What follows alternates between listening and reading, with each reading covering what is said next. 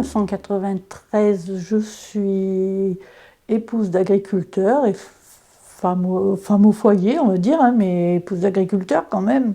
C'était un moment difficile à mon avis, parce que soit je devais aller chercher un travail extérieur, soit je restais sur l'exploitation et il fallait trouver une idée pour rester sur l'exploitation. On s'amusait à l'époque à faire des pognes dans le four de la ferme, et nos voisins qui étaient du milieu urbain plutôt, nous ont dit « mais pourquoi tu en vends pas ?» Et la première activité commerciale qu'on a eue, c'est d'aller à un marché de Noël au Chalon. On s'est dit « non mais tout le monde nous connaît, ils ne vont pas nous acheter de la pogne ». Et bien si, à midi, il n'y avait plus de pogne. Et on leur faisait voir que des photos l'après-midi. Et dans cet hiver-là, j'ai vu sur une revue une formation des CIVAM, et d'où est né un groupe qui a créé un magasin de produits fermiers à Hauterive. À la suite de cette expérience qui s'est passée que l'été, Emmanuel Moss nous a dit « mais pourquoi vous ne feriez pas des portes ouvertes sur vos exploitations ?» Nous étions à peu près un petit groupe de 5-10 personnes, mais c'était des gens qui cherchaient, comment dire, une diversification. En 1994, je suis devenue présidente de En avant la Drôme des Collines. Il fallait aller au département pour leur demander s'ils voudraient soutenir cette opération.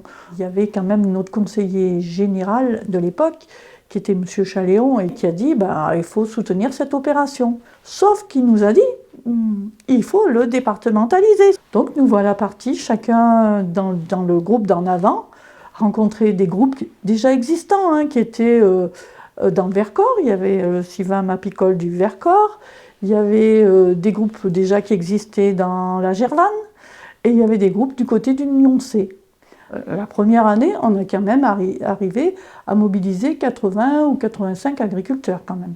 Et nous sommes montés jusqu'à dans les années 97, 98, 99, jusqu'à 118 participants. C'était, et je pense que ça l'est toujours, le plus gros événement drômois. Après, on a créé aussi donc Ferme en Fête, à un moment donné, un peu plus tard, en 96-97, où on recevait du public, mais l'été, sur notre exploitation. Et on était fiers de nous, là aussi. On était peut-être un petit peu, comment dire, avant-gardistes. Dans la Drôme, l'agriculture, elle était structurée autour des grosses filières. Et nous, on était dans nos petites fermes sur les collines ou dans le Vercors. Où on était petits. On avait l'impression qu'on ne s'occupait pas de nous. Donc, en trouvant une diversification et en trouvant quelque chose de nouveau, il nous semblait qu'on sortait un petit peu des filières traditionnelles et qu'on allait pouvoir s'en sortir comme ça. La notion des CIVAM a créé une ouverture parce que ça m'a permis d'évoluer, de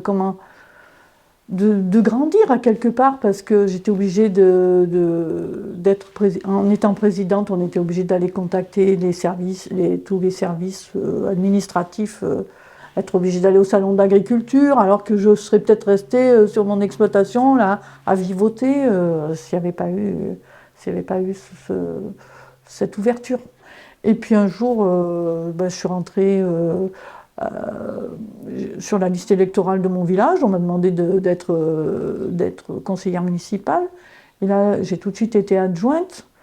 Et après, d'adjointe, je suis devenue maire de Crépol. Je suis la première femme maire de Crépol.